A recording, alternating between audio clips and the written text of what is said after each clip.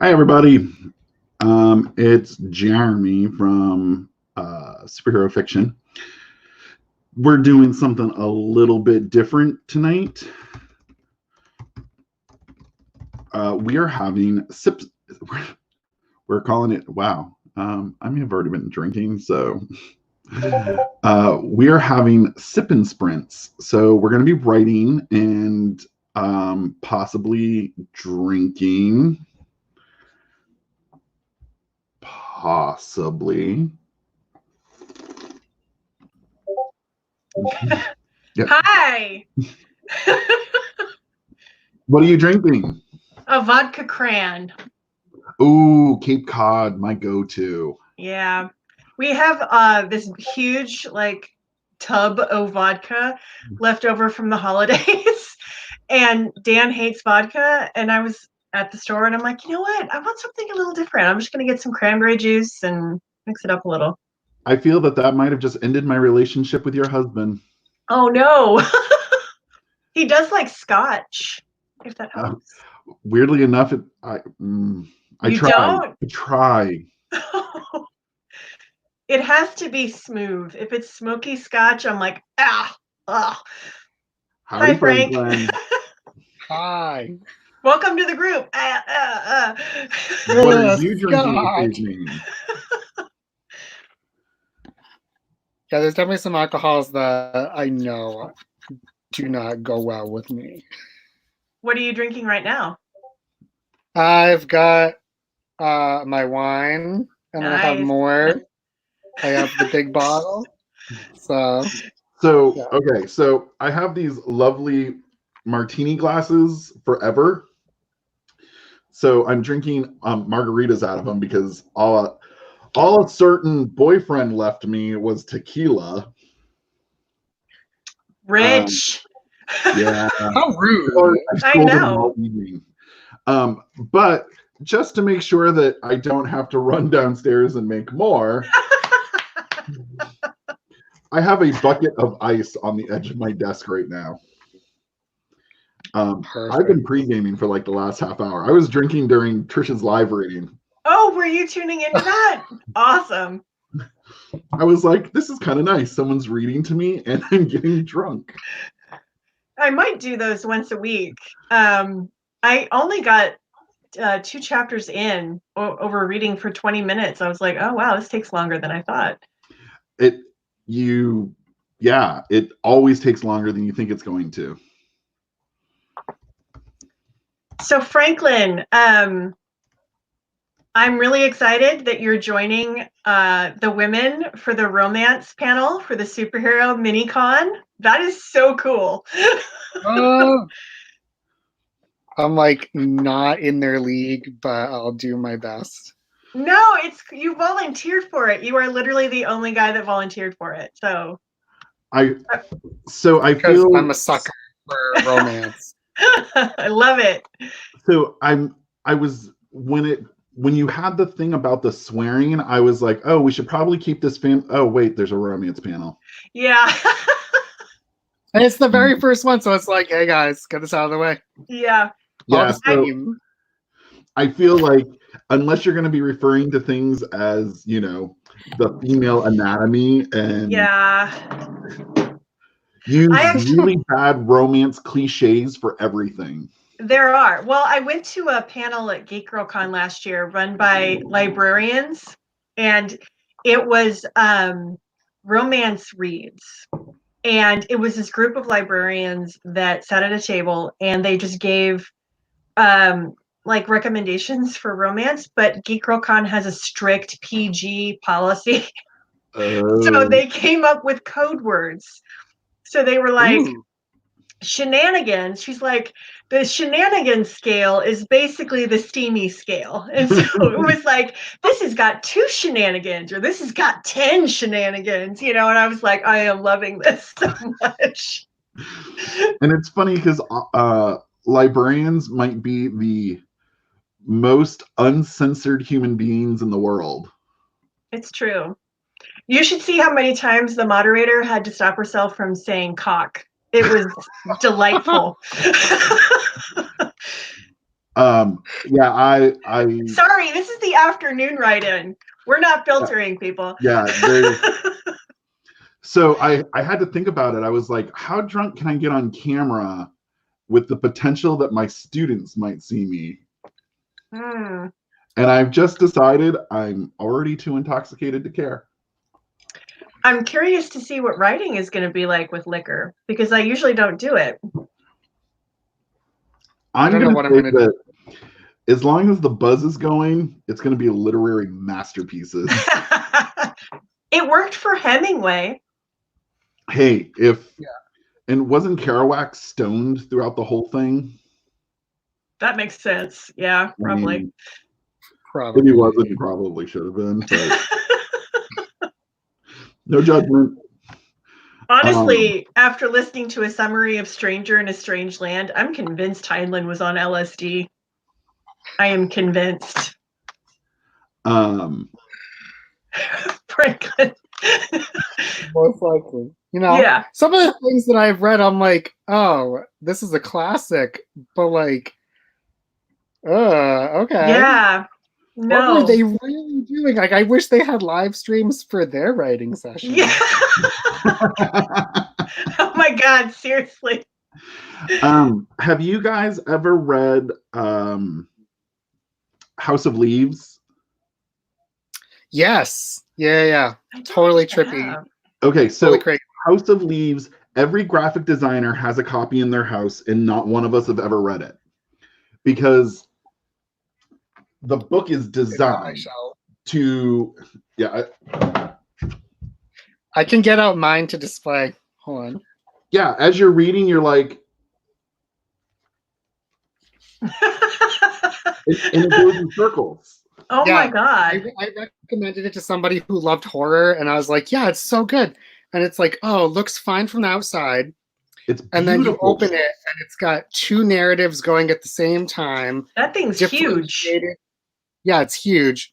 And it's got like parts where you have to hold it up to the mirror upside down to read, and you have to figure out, like, do you read the footnotes? Because the footnotes are their whole entire different plot thread. And that's she got it. Work. Yeah, she got like 20 pages in and was like, what have you given to me? And it's funny because designers own this book, because it is the fact that a writer not just said, here, read my book, but here, labor your ass through my work. Yep. And it's so cool. Like, it's very 1980s David Carson inspired graphic design that no one has ever thought, that's genius. And yet here we all are with a 1999 edition sitting on our shelves. Yep. And it's got, and he tried to do, it wasn't a sequel series, but he tried to do another series that was like that, because this one was just one book. And I have like the first 3 volumes of his next one that I was reading through. And he was like, it's going to be like 12 volumes long. And like every 5 volumes is one story arc. And then his publisher got through like the 5th one and was like, yeah, this is really difficult for general readers, so we're going to pause this. And there's like all these forums that are like, no, we only got one story arc. Where are the characters going? And you're like, sorry, guys. Like, oh my God. I don't know. The hubris that you're like, no, they'll totally like, stand on their head in order to read this. Wow. It's because you realize the characters in the book are going crazy, and then by the end of it, you're like, I've also sort of gone crazy with them. Oh my God.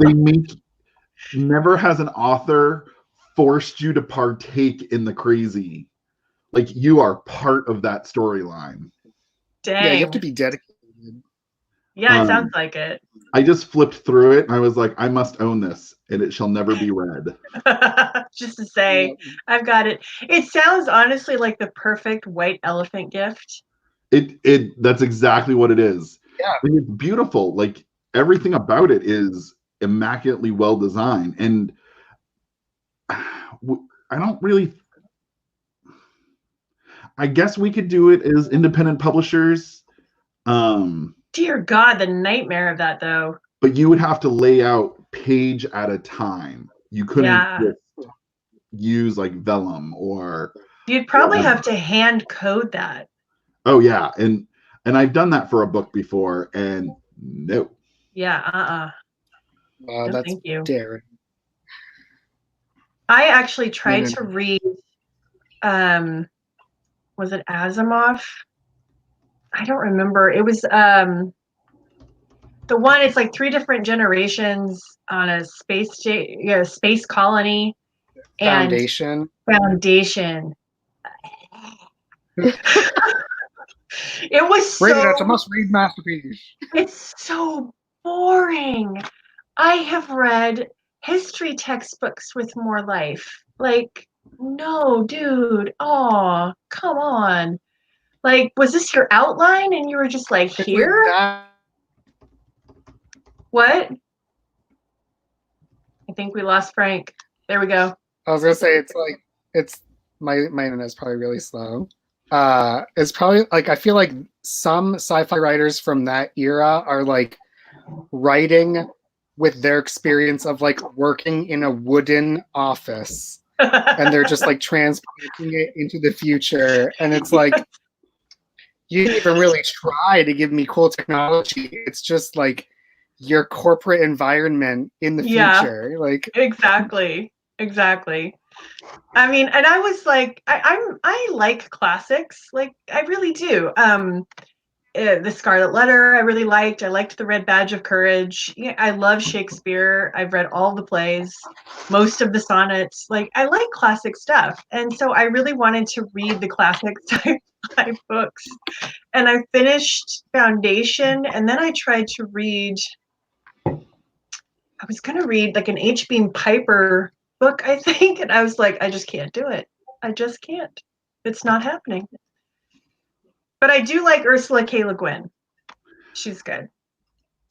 I always tried to, because at the time I was dating a freshman English teacher. I would always like pick up the books that he had laying around. And so like I read Lord of the Flies as an adult. I reread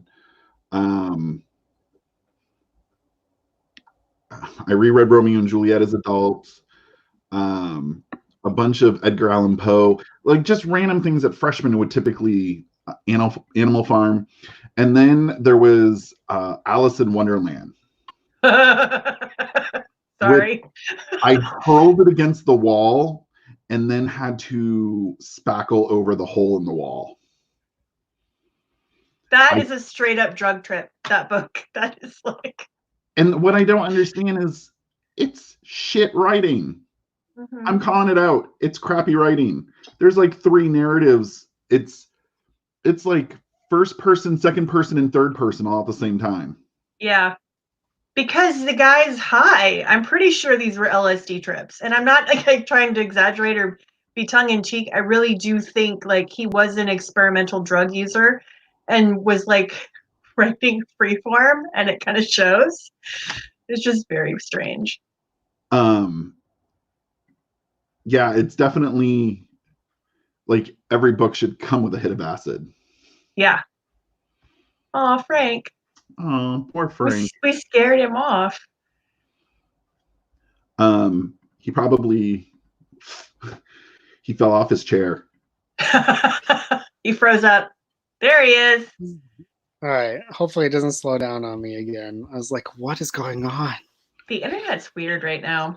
I think everybody's having problems too. Certain times of the day, it's like it's worse. Like I feel like everyone's done their work for the day, so it's like bottlenecked somewhere in the neighborhood. Yeah. Is Lana joining us? I sent her a message, but I mean, to be quite frank, she's on the other side of the globe, so maybe she's asleep. Maybe she's having lunch. I don't really know what time it is in Australia, so I just assume that like they're literally in the future. They are technically in the future. Every time I talk to her, I want to ask her what the winning lotto numbers are. And that's while sober. So I think we will do a sprint because I'm going to kick Mal out of a sprint. Yeah. She should join us for this. I know she's not a superhero author, but it'd be fun. Hold on, I'll send her a message.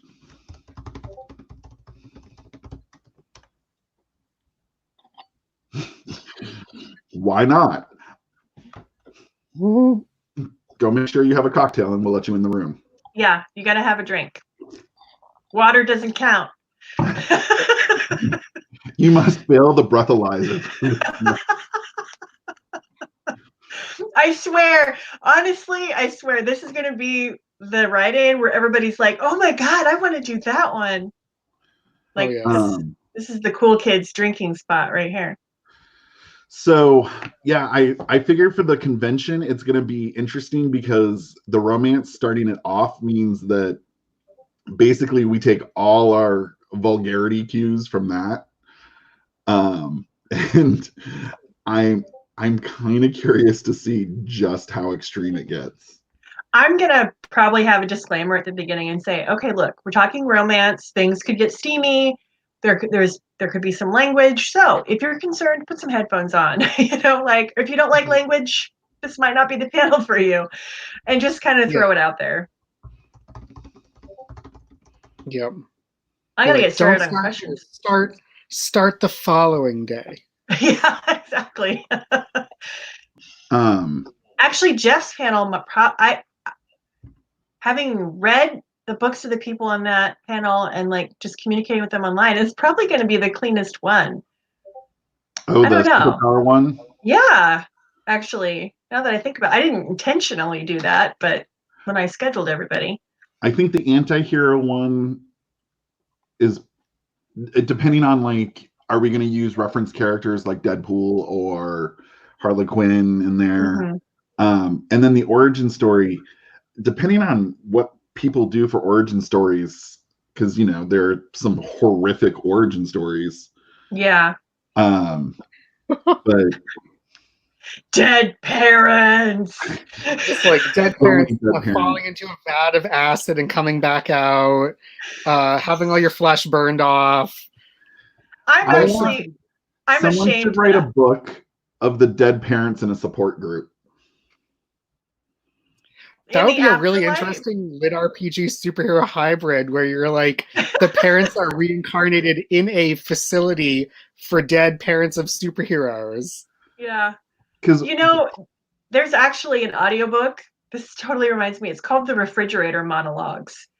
And it's the author basically took all the women who have been fridge, like the archetypes of those women, and she did a short story collection that actually all the stories fed into each other, and they're in the afterlife, and they meet at a cafe every day, and they end up talking about how they died. And then at the end, there is literally a woman that's found in a refrigerator. And it sounds like kind of weird and quirky, but it is like some of the most amazing stories I've ever read. The way this woman took these tropes and just really like wrenched them and analyzed them, but in a story way. It was really cool. The audiobook was amazing. I read one of them, I believe. There's like the Gwen Stacy type. There's the one that's the Karen, somebody, the Deadpool. She's a Deadpool character, or not Deadpool, a Daredevil character. And wasn't there a follow-up to it? Oh, there might have been. I don't know. There's a Harley Quinn online. Maybe they are, but the one that was the most disturbing was the Harley Quinn type, and that it was flat out disturbing. Especially, I think, hearing it in an audiobook form. I had to stop. It took me 3 tries to get through that story. I was like, okay, whoa, I gotta have a break. Like, I can't take much more of this. But talking about the dead parent support group, it totally reminded me of that, because it's basically what they are. They meet in a cafe and it's like a dead girlfriend support group.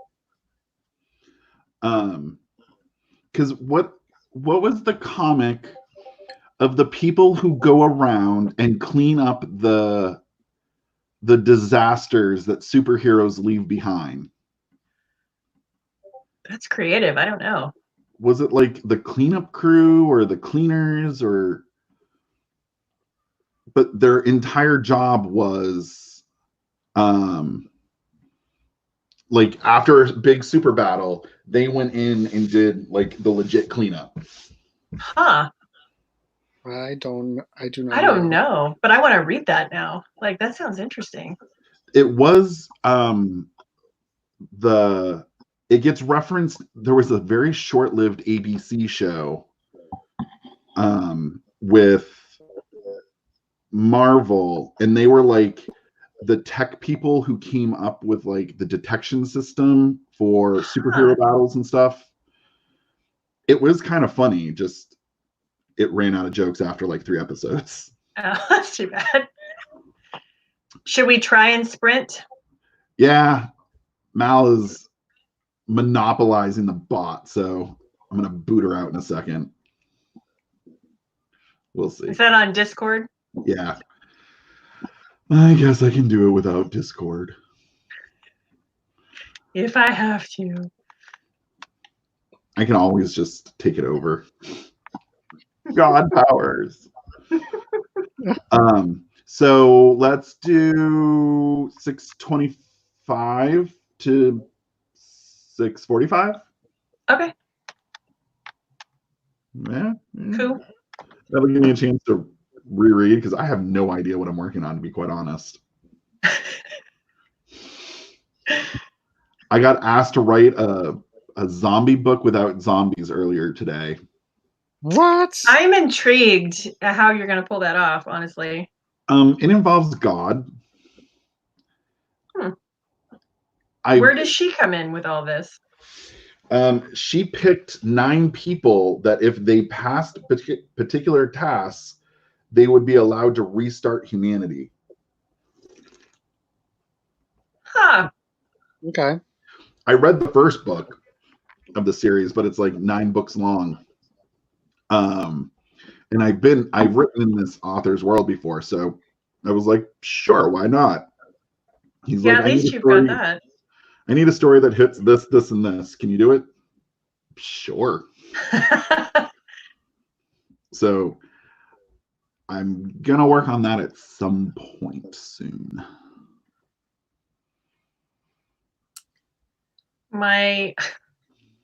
I'm in Spotify and it's recommending these different albums for me, and half of them I'm like, who is this person? And I'm like, oh, Rosalind listened to this. Okay. My 10-year-old. Is it a lot of K-pop? No, actually. Like she likes actually some pretty decent music, but if the album has like an anime type cover, and she likes Japanese music, like Japanese pop. Frankly. And there's some I don't know who they are, but I know their music because I found it on like SoundCloud one day randomly, and they use a lot of like anime person girl figures and everything, and I was just like, oh, let's click this, and then I spent like an entire day listening, and it's just like really weird, upbeat. There's no words, but I'm like, I feel like I'm in a weird, bubbly anime. So yeah. If I'm having a terrible day, I'll put something like that on and be like, yeah, this is great. Suddenly his eyes get larger. Yeah. No, like she loves that kind of stuff. Yeah. So all right, I'm on mute, so I'll be back in 20. All right.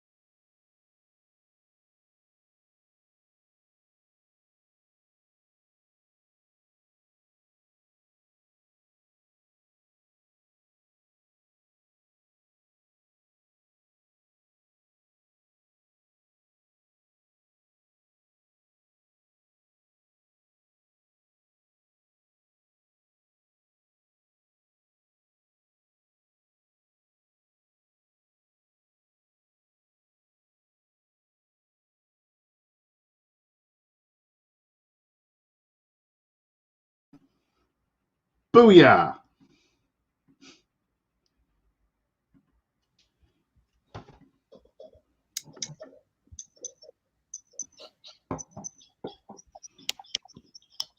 So is alcohol a positive effect?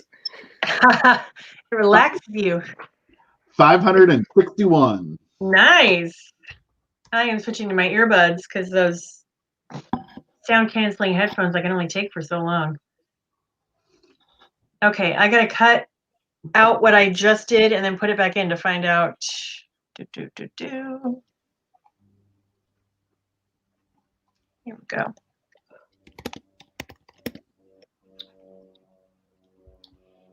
All right. Ooh.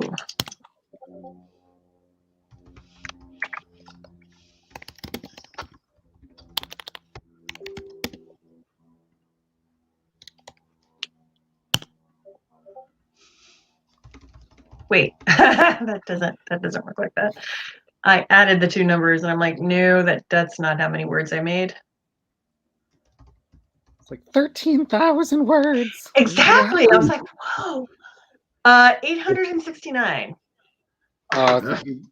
You're the top. I call fib. No, I'm serious. I added them at first. It was like 2,000 and something. I'm like, no, I did not write that many in 20 minutes.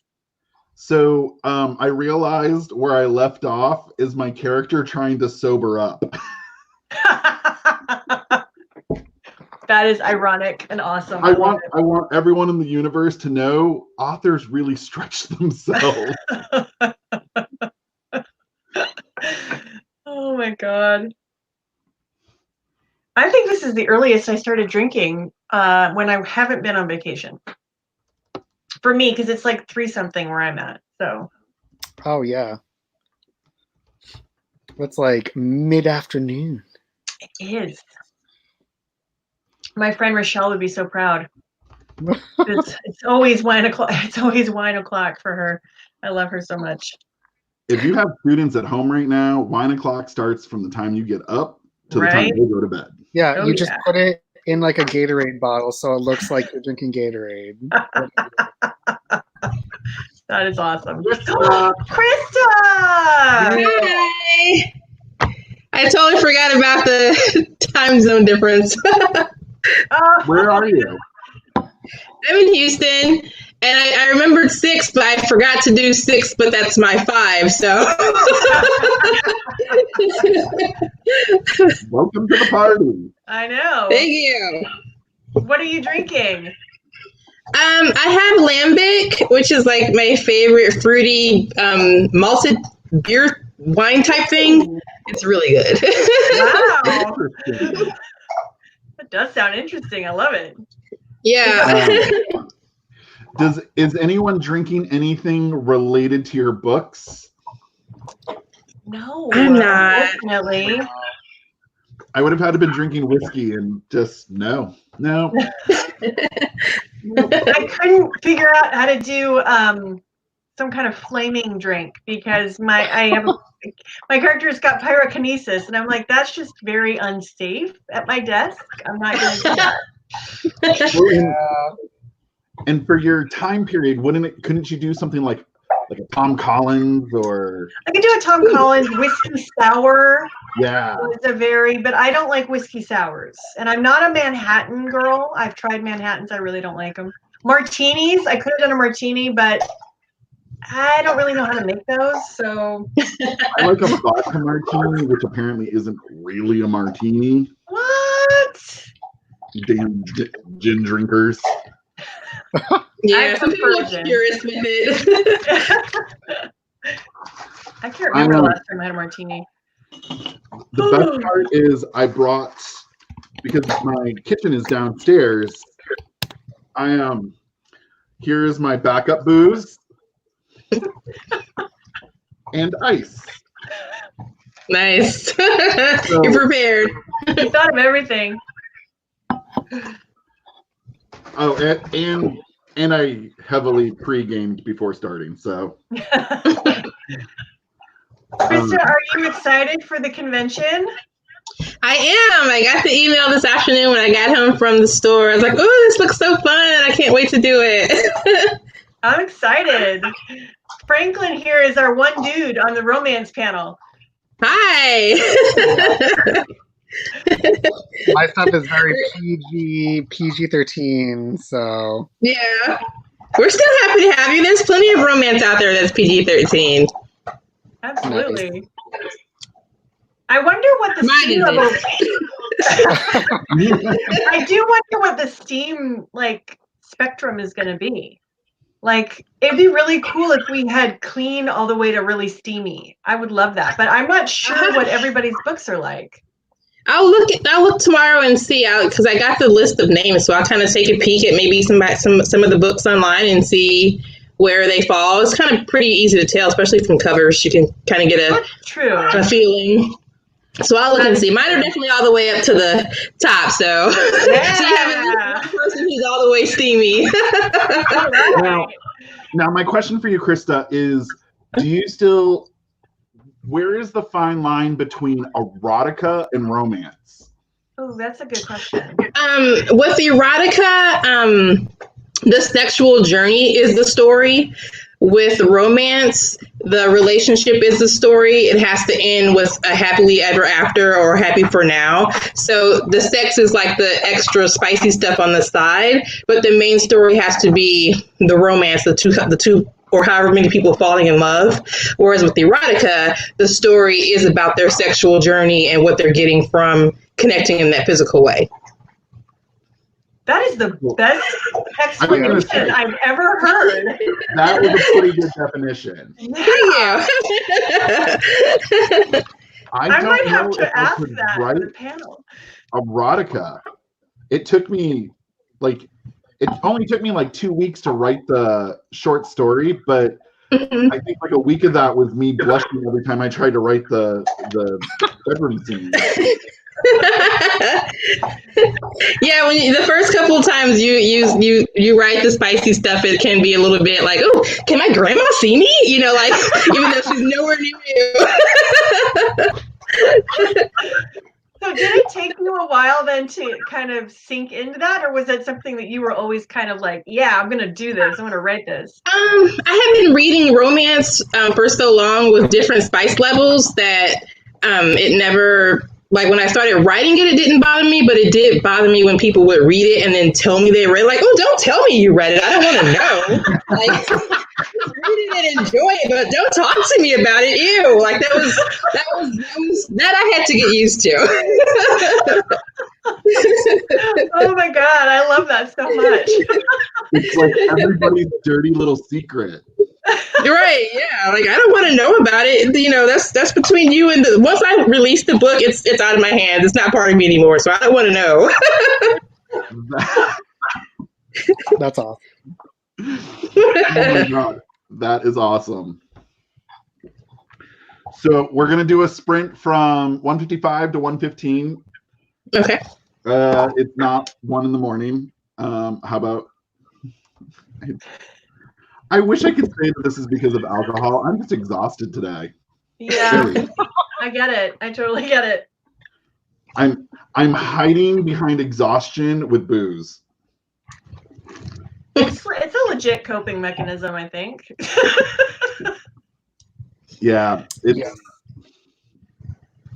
just medicine. one of those times. Yep. Yeah, I'm looking forward to that, and I'm looking forward. I kind of want to hear the powers one because I actually struggle with the powers in my book. So I'm interested to hear how other people come up with it. Yeah, I'm curious about that one as well. I am really excited for the anti-heroes one too, though. Like that one, I'm pretty excited for that one. I'm gonna have to do a little more, just so I'm not like relying on Deadpool and Harley Quinn for every example. I know others. Punisher. Yeah, there's Poison Ivy as well. You should really watch at least the first season of the Harley Quinn animated show. It's on my to watch list right now. Dude, it's really good. Clip I watched, it was delightfully raunchy. Oh, it's so raunchy and wrong. There's so many F-bombs and broken kneecaps and blood splatter. Yeah. I didn't know I needed this in my life until I watched it. And now I'm like, oh my God. All right, I'm gonna go mute and go put on some more 70s music. Nice. Yeah. Jackson 5, here we go. All righty. All right.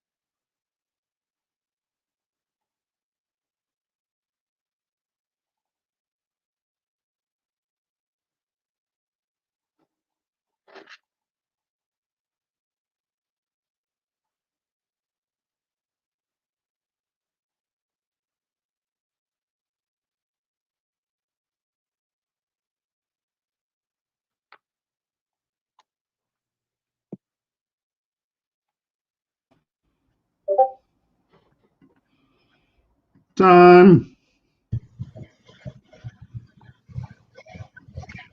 Ready.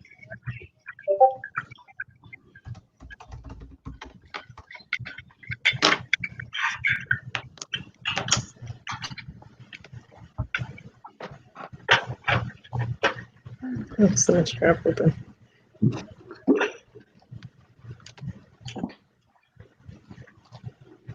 Okay.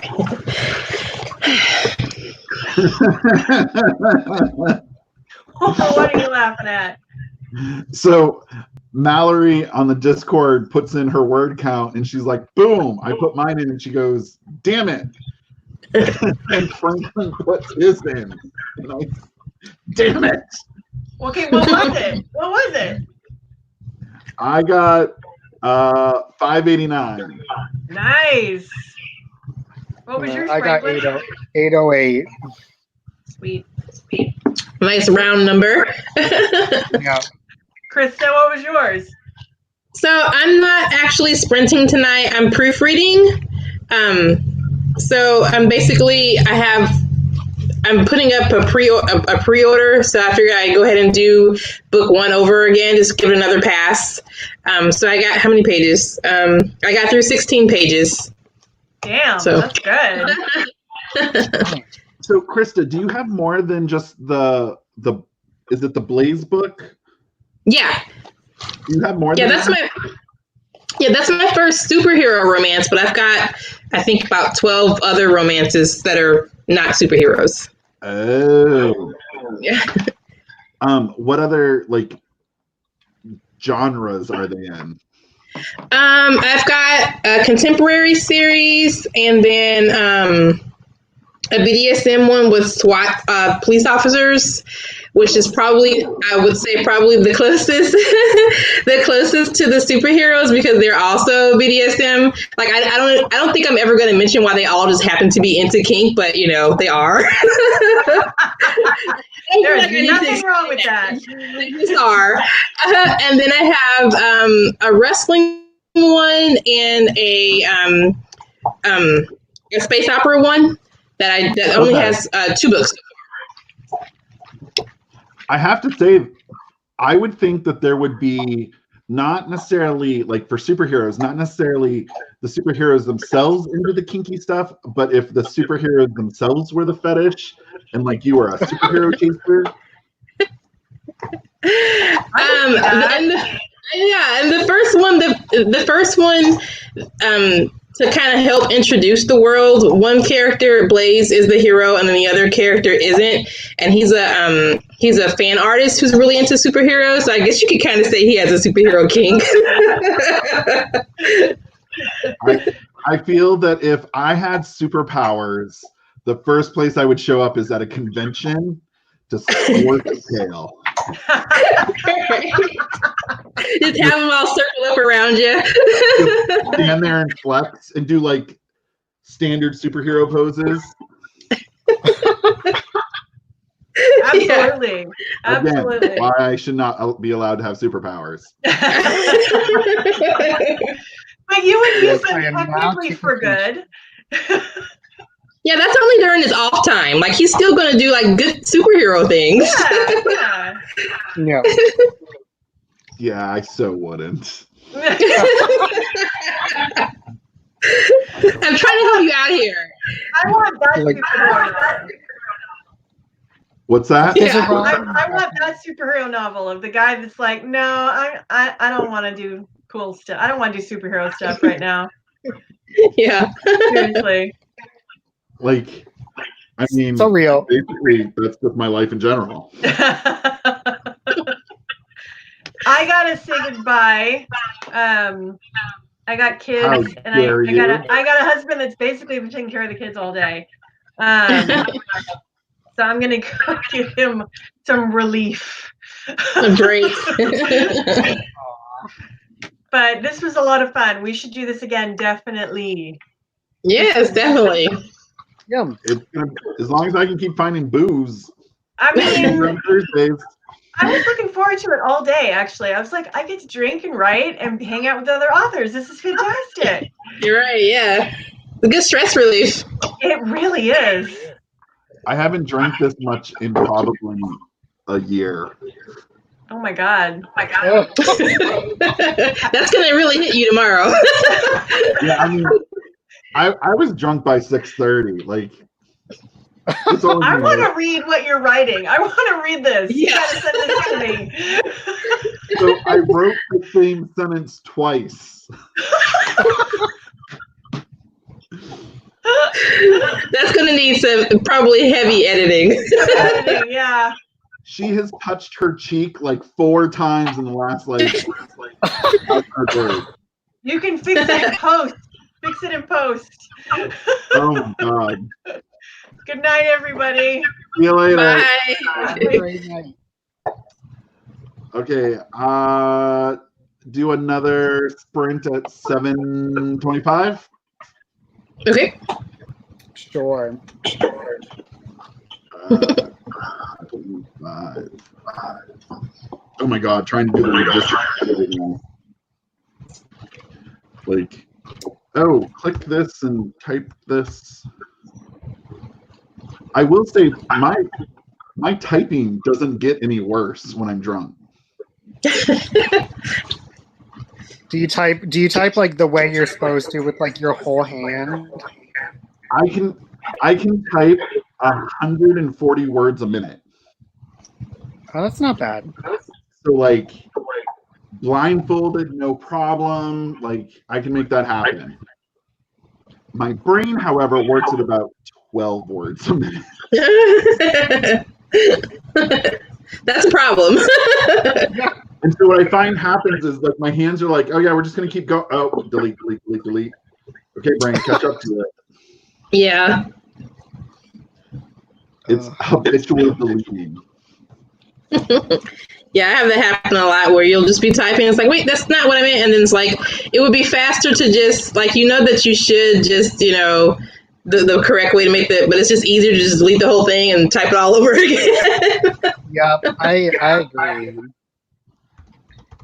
It's like old habit to just be like, no, it needs to be fixed right now. I cannot, I can't just keep going. I will forget that this is here. And then I'll be like, what was I thinking? Yeah, you come back to it later. It's like, what did I mean? What was I trying to say? It's like, if I just fixed it, then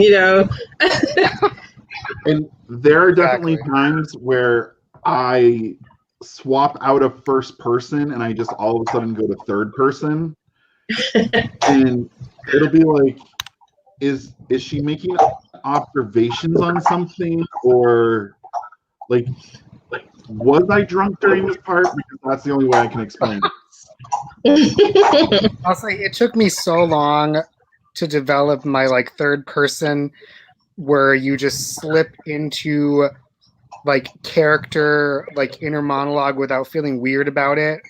Like I had to read so many people that do it well to finally be like, no, it's not weird. The reader will just figure it out. Yeah. It doesn't have to be italics. They will just know. Because I know when I read it and it's done well. So you just have to trust. Right. It's hard.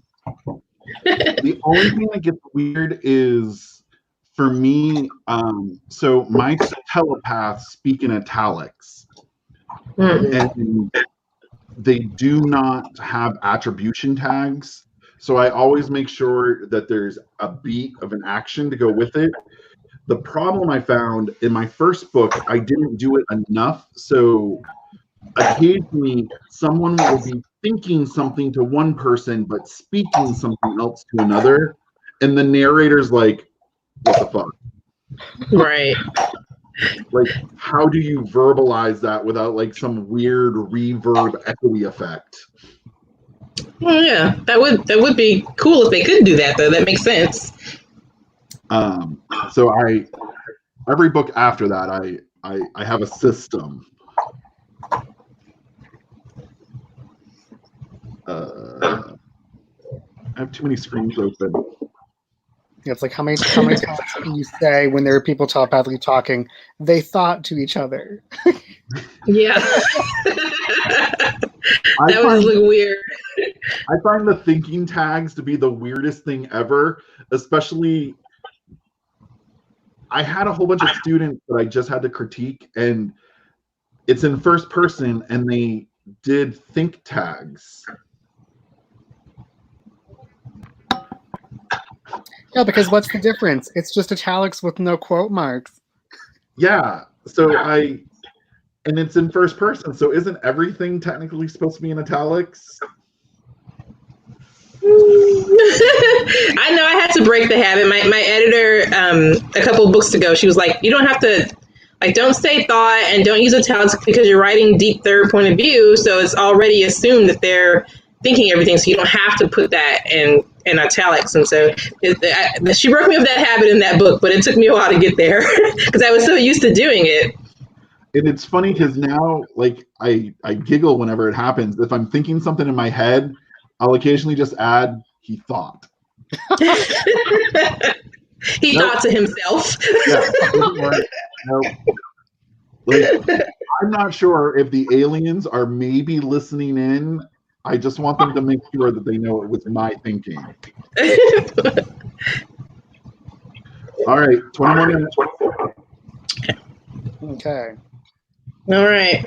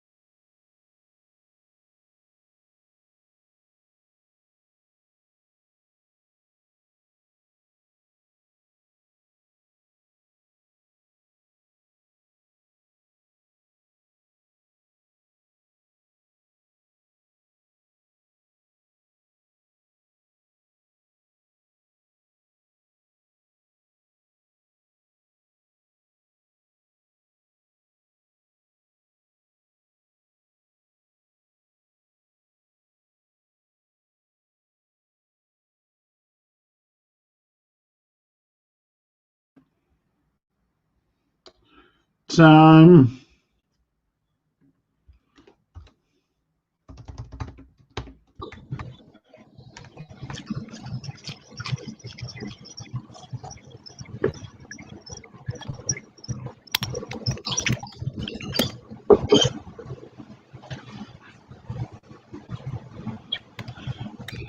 Five 18. Oh, how many pages did I get?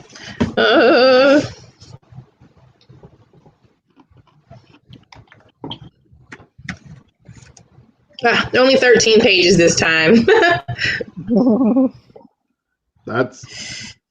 I don't think I could. Are you just reading, looking for like small errors, or are you looking for big stuff right now?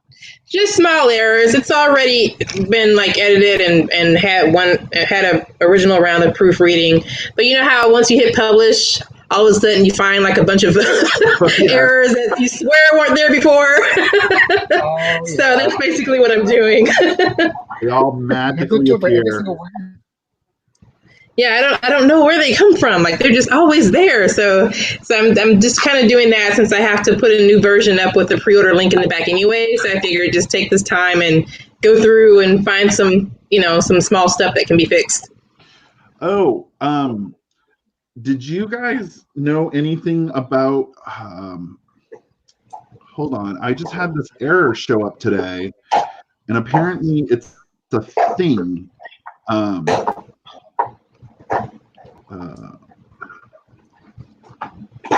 So I did not know this. So I was trying to do a Kindle Countdown deal for the promo next week, and it says my book is currently at 0, and then I checked online and it's $3.99 in the UK, but it's listed my book is 0 here. I do remember seeing in the 20 books to 50K group, a couple of people had mentioned that once the VAT was removed, that a lot of their prices were kind of got wonky, and that Amazon is aware of it and is fixing it. So that might be what's happening here. It's not like it's the end of the world or anything. It's kind of a douchey thing to be like, look, all my readers, 99-cent sale. Sorry, UK, you're screwed. Right. Yeah. They might be. It might be getting fixed. I don't know any kind of time schedule on it, but I do remember seeing several authors mention that. So. I wrote them an email earlier today, and I was like, I don't even know how to describe this error. Help. So, yay, the weird, because I updated every one of my books yesterday. Then I did it, and I was like, oh man, if I had just done this when I was supposed to. Yeah. Teach me to procrastinate. Yeah, when it comes to the pricing stuff, they're like so strict. It's like, okay, you cannot do it. You need to have this amount of time. And I'm like, this should all be automated. Who is that would be double checking my pricing? Well, and I wish when you did like a countdown deal, instead of having to do 2 separate countdown deals, one for UK and one for the rest of the universe, you could just do, like a little click. Oh, you want to do a countdown deal? In what areas do you want to do it? Click, click, click. Right. Yeah, the same as I don't understand why that's not there. There's so much about KDP that really, like, I guess thanks for giving us the ability to do it, but thanks for making us work at it. Yeah. Yeah, if it wasn't hard enough, it can always be hard.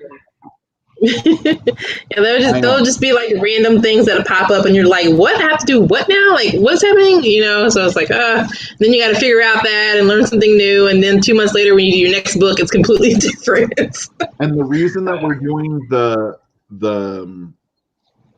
group promo next week, I originally wanted it the week after to give people enough time. That's when my KDP rolls over, which means you're not allowed to do it 7 days before or after the roll. Oh, yeah. Yep. So if I can't do it for 14 days, KDP is not 90 days. It's, like how many ever days locked in and 14 days of you being useless. And it's the second time I've tried to do a promo that happens right on my rollover time. Yeah. Damn them.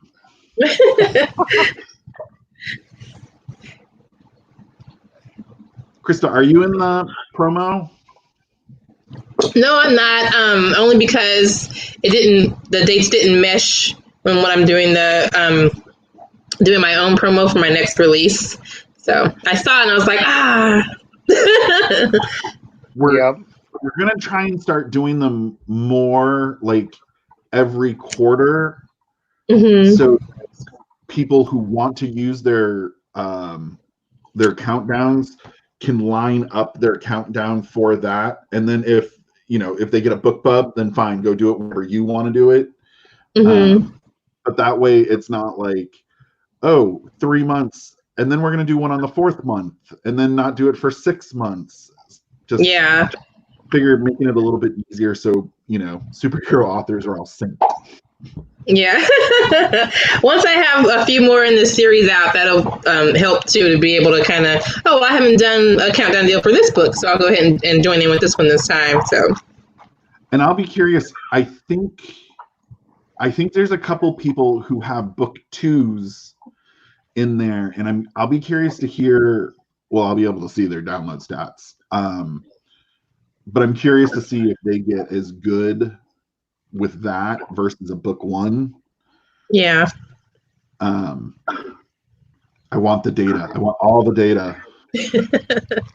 Yeah, it's always interesting to see because it's like, I know for me, like, I don't know how big of a deal it will be because I feel like a lot of people that I have attracted already have read my first book.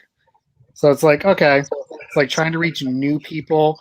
But then anytime I do like, hey, here's my second book, like the people that are like on the fence are always like, yeah, absolutely, I've been waiting for a deal. And I'm like, yeah, that's how I shop as well on Amazon. Like, I have my wish list with all the Kindle books that I'm like, yep, it's just a list of Kindle books, and I scan it every couple of days to be like, is there a deal going on?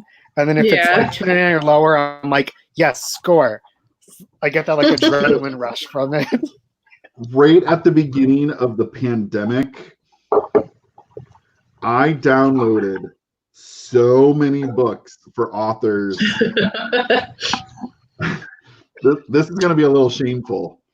So Crimson Sun by Russ Linton, Ever the Hero by Darby Harn, Lucas Flint had a book, Trish had a book, Haskell had a book, Mal Cooper had a book. I was just like, click, download more, download more. You want to know how many I've read? Well, when you get that many, it's like you kind of get a little overwhelmed at first, and you can't read them all that fast anyway. So it's like, I'm gonna let them kind of sit there and marinate, and then I'll come back and and pick one to kind of ease into reading them all. I partly got them because I love the cover art for them so much. Yeah. Like, I will completely buy a 99-cent book with no intention of reading it because I think the artwork's pretty. Like, I'm okay throwing away a dollar. Tip author. Here you go, tip jar. Yeah. And it sits in my Kindle, the app I never open on my phone. So if you can get it to read, I don't know how it works on the phones, but I have like one of the cheap Fires, but you can have it read to you, and it's kind of like the Alexa voice. She's probably going to turn on now that I said her name. But like, you can set it so it'll read it out loud to you, and I like doing that for ones that I'm like, you know what, I'm not motivated, but then like it brings me back to that weird elementary school thing where it's like I have the text in front of me, and it's like I have the digital cassette turned on with the headphones, and it like forces me to get into it, and then eventually I'm like, yeah, this is cool, but like the motivation to read, sometimes it's just like, oh man, I could be watching other things. Yeah. I will be the first person to say that I am an absolute wretched person when it comes to reading. I read, like last week, I read probably 200 pages worth of student work. I read probably like 60 pages of my own work. Like this whole great authors read. What are they reading? Because I'm so like always busy with my own stuff. Yeah. Yeah, I definitely used to read a lot more before I started writing. And it's like I spend so much time in my own head that when I'm done writing, it's like, I mean, sometimes I do, I still read, obviously, but it's like sometimes it's like, when you're reading, you're still in your head and I want to not be there. So I'm going to go binge Netflix for a little while and just kind of zone out to that. So that way my brain is like giving me a break from trying to picture everything on its own, So that's actually why I like comics, because the visual is already there in front of you. You're not doing any of the work. You just get to enjoy the pictures. Yeah, that's helpful. And I do read quite a bit of comic books, which is something. Yeah, they're different. They're different types of. I mean, obviously, like by looking at them, they're different types of media. But like when I did my thesis for college, it was like focused on like hot and cold media, where it activates like different parts of your brain for visualizing. So like comics and like TV and movies use a different part of your brain, so you're not like working as hard to consume it. But then when you're reading the text of a book, like your brain is working a different part of itself to visualize it for you. So it's like exhausting either way, depending on how much you consume of each. So that's why I'm like, okay, it's all right to be like, I don't want to watch more TV. I just want to read a book. And like, that's because my brain is exhausted of that. That makes sense. What was your major? I did media studies. Okay. At least that makes sense. Yeah. So it was related.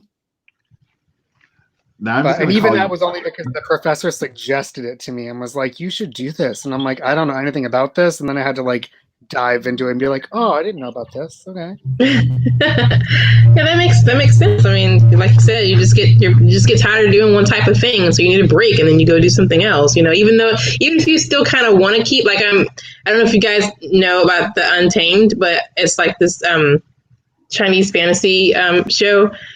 And I've watched it like 3 times already.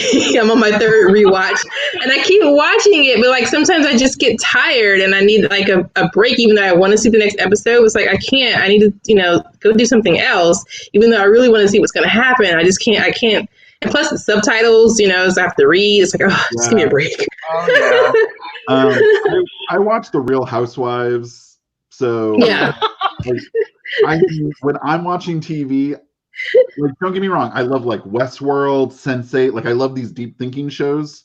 But a good amount of the time when I'm sitting in front of the TV, I literally just want to click, shut my brain off, and be a walking.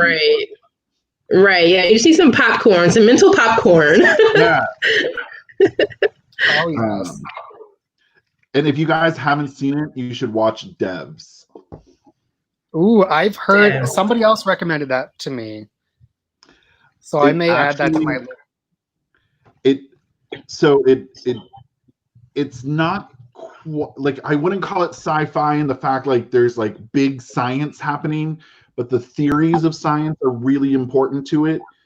And so it's weird. I watched it and I literally wrote a scene the other day that I had to make sure that I wasn't copying from that, because my book deals with the exact same concept.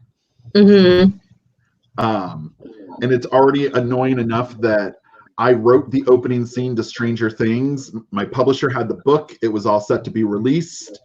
And the opening scene of Stranger Things is when Eleven's being carried out by the doctor after she's been using her telekinetic powers. And here's a scene where my doctor scientist character is in a lab coat carrying this young girl with telekinetic powers. Like, if I didn't have a timestamp on it, you would have thought I stole it. Oh man. I mean, that happens. what are you gonna do? You can't always, try to make sure that everything isn't exactly like someone else's. Like people are gonna be be inspired by the same things, and it's gonna happen. So. And for any other show, it wouldn't have been bad, except that was like a across the globe sensation. Yeah. Devs, not enough people watch it. Yeah. It's cool. You can get away with it. I'm single-handedly selling it to one person at a time. Yeah. Yes. All right, 20 more minutes. I'm actually gonna take off because my dogs are nosing at me. They want to eat. How dare they? I know. It's like I fed you this morning. What's your deal? I've run out of booze, so this will probably be my last one. And I probably should go put food in me so I don't, Right. Just pass out. All right. Well, you guys have fun for the last one, and I'll definitely try and do another sprint next week. Yeah. It was nice seeing you again. All right. Bye. Yeah. Bye. And then there were 2. All right, the pressure's on. How much more can I add before I pass out for the evening? I feel like there should be like the final countdown in the background right now. Oh, The probably. Rocky theme.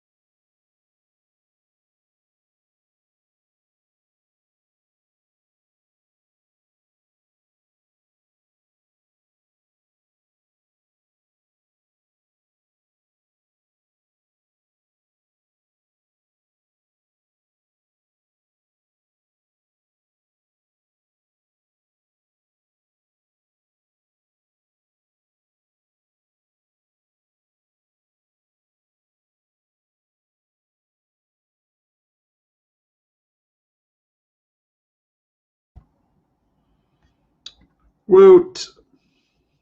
579.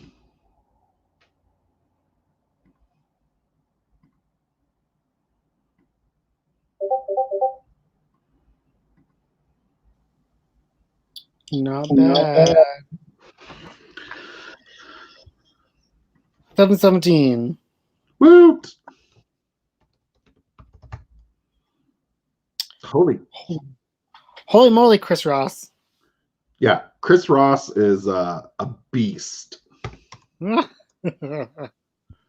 Last year, he wrote like, it was something like, hold on, I have the list. Because the New England speculative writers keep tabs on everyone's writing, like not creepy, but like we keep daily counts. And last year, Chris Ross had 353,000. The year before that was 821,000. Wow. And before that, with only 30 days counted, 154,000. Wow. Yeah. I'm at 162,000 for the year. I don't even know how much. Well, I could probably add it up. I was keeping like a paper before all this craziness happened. I was keeping like a notebook by my desk where I'd be like, here's the date. Here's how many I did for the day. But I never like added it up completely. But I know I've done better than last year for like continuation of like I'm gonna write consistently. So hold on, I'll show you. This gets a little creepy because I love me some spreadsheets. It's pretty unhealthy. So this is the superhero authors, which only Trish and I are actually keeping up with, but who cares? So 162,000 for the year. My average daily is 1276, and I've had 17 days off this year. You can see I kind of slacked this week. And then this all feeds into this spreadsheet where we have our weekly goals, our actual accomplishments, the differences. We're tracking our Instagram followers because we're crazy. And then like all our weird side tasks, and all of that feeds into this. Oh wow. Accountability. I like pretty charts.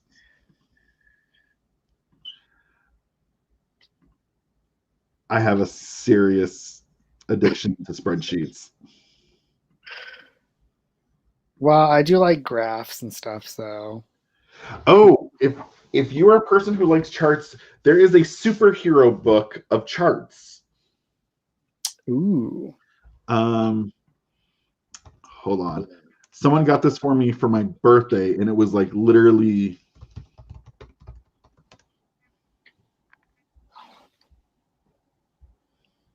It was like the greatest book of all time.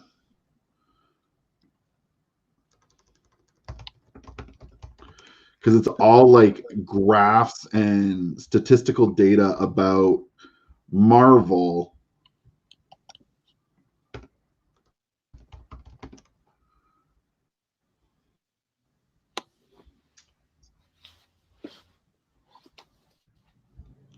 Come on.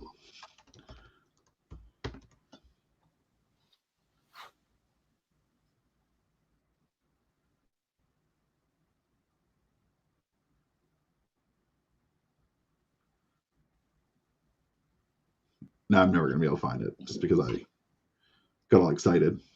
But it has like really stupid thing. It'll be like, oh, it's called Super Graphic, visual guide to the comic book universe. Super graphic. and it's like a height chart of the tallest characters in Marvel. Oh, craziness. And it's just beautifully put together. It's definitely for data geeks. Oh, yes.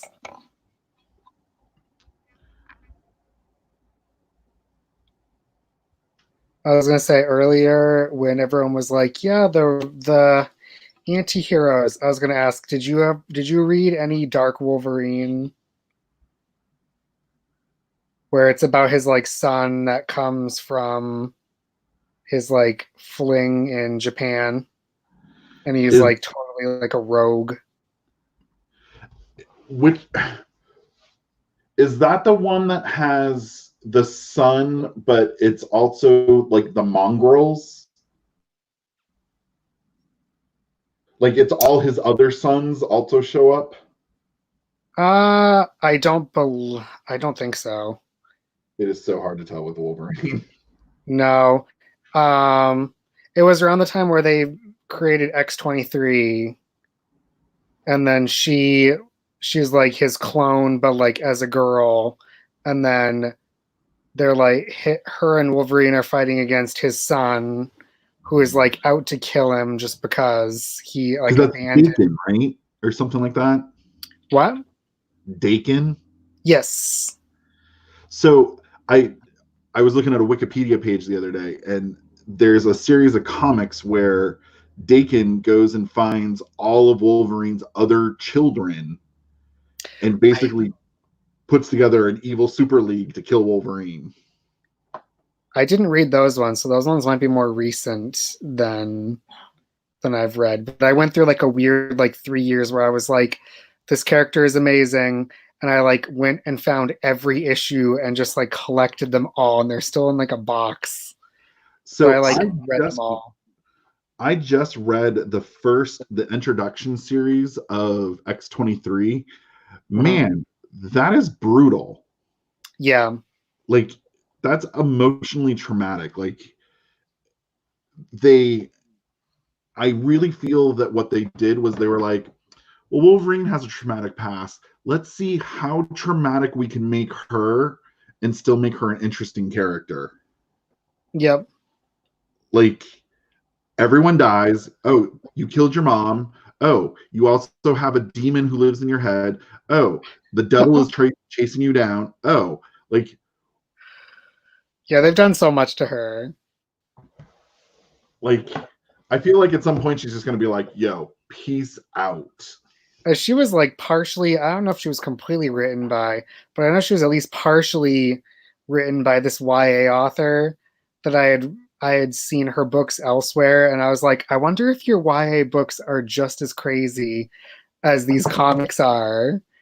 And like, and then they weirdly rebooted her because I didn't realize she didn't appear in Wolverine. She had her own 4-issue miniseries first. Yep. Oh no, she appeared in Wolverine, and they were like, oh shit, we need an origin story. So they go back, they do a 4-issue origin story that has nothing to do with her whatsoever. And then they do the X-23 series, which was mildly interesting, but it was very YA. Like, I mean, straight up teens, only teens. Oh yeah. But yeah, it was like, I kind of stopped reading it because I felt bad for her. Yeah, I was so addicted to I collected that one. I collected like Dark Wolverine when he got his own series. I just like these two characters, yeah. And then when it got rebooted, that's when I kind of like stopped because I was like, oh no, like all the stuff that I loved, I don't like it when they, even the new stuff. I'm like, no, I like them the way they are. I don't want them to change, and I don't want a time jump. I just want to continue on. I don't know why you won't just keep doing it for me.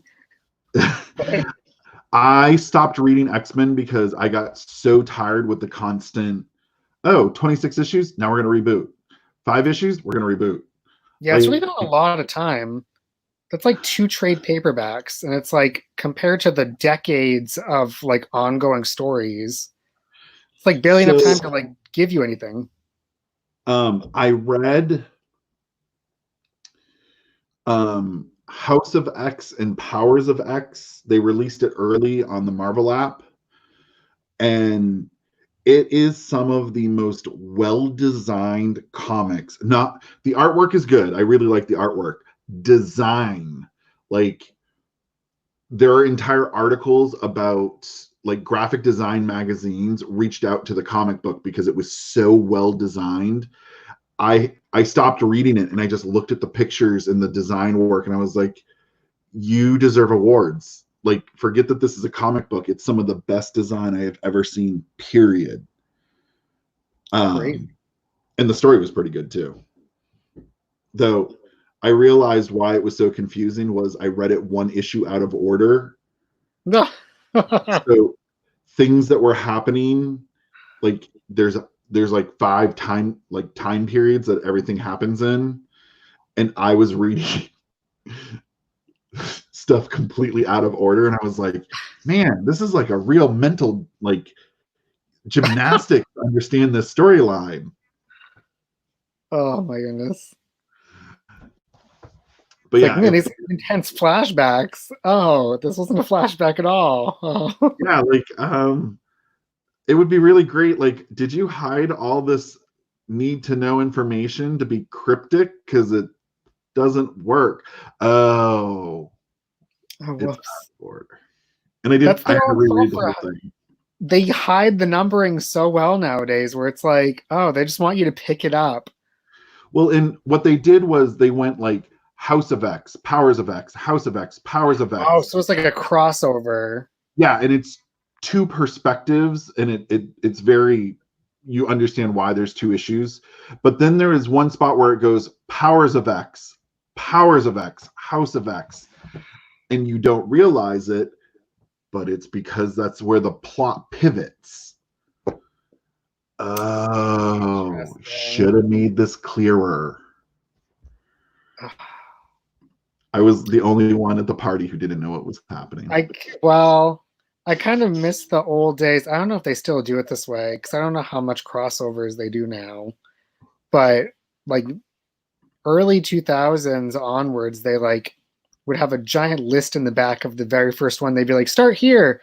And then it'd be like, here's the reading order. And you'd see like 5 other series that you don't even read. And it'd be like, I have to get them all now because I want to read the entire thing. And then it would suck me into buying like 3 other series that I didn't even know existed. So did you read by chance the A versus X, the Avengers versus X-Men? I did not read that one. So if you just read Avengers versus X-Men, it's a good solid story. Except Professor Xavier is murdered.